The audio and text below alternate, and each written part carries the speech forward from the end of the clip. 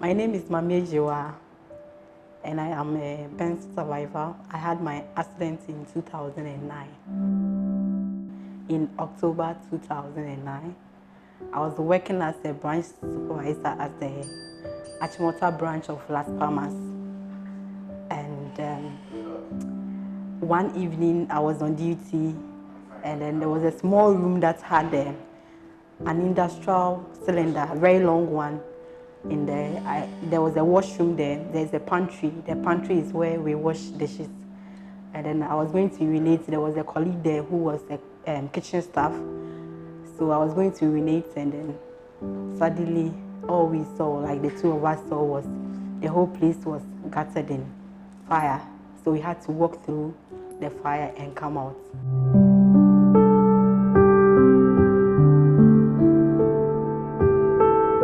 I was in Kolibu for 6 months, and then my colleague died after 3 months. That was December 2009. And after I was discharged, every now and then, every 3 days, I had to go for treatments of the wounds because I went home with some of the wounds on me, so I had to go for dressing every 3 days. So it took me like a year for the wound to heal, and then every now and then I have to go for skin review because of the plastic surgeries they did.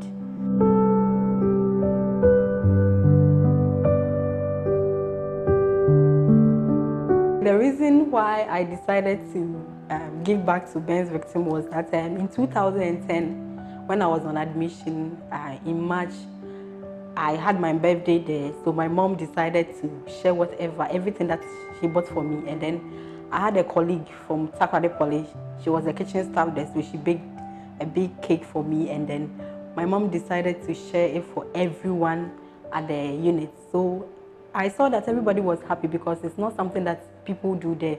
Normally, even if somebody will celebrate their birthday, they eat their cake with the ward, like the people at the ward. But I shared everything with the people at the whole unit. So I decided that, okay, since I've been able to make people happy with this initiative, and every birthday of mine, I'll be coming, and then whatever I have, I'll share with them. Instead of feasting with my friends who are okay and have no problem, I'll rather come to the hospital and then celebrate with them.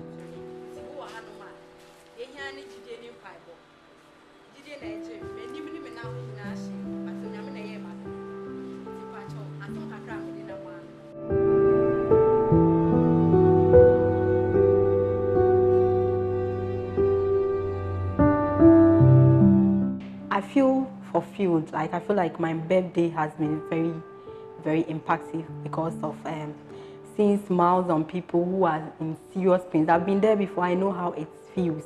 Sometimes you feel like, you know, the whole world is just coming down on you. I also go with pictures of my accident. I show them my scars and use my story to encourage them not to give up on hope, because it's only hope and faith that can, you know, see them through. One thing that is important to me is to how burns survivors or victims of burns can gain confidence. Sometimes when you are at the ward, you are okay because you are there with your peers, people who are in the same condition as you. So you feel okay. People get very, you know, timid after the accident. All I am asking for is that families, friends will help survivors because it's not easy. My mom, my family were there for me. When you come to my, when I was on the admission, when you come to my desk, my drawer, you see provisions, food stuff. It's like everybody wanted to make me happy. And it really helped me because the situation was very bad. So if you don't have family who will support you physically, emotionally, it's not going to be very easy for you. I saw people who died because of desolation and desperation because nobody was there for them. And they only felt that they've been neglected. So I am appealing to people who have relatives who are involved in burns accidents to support them whenever they are down.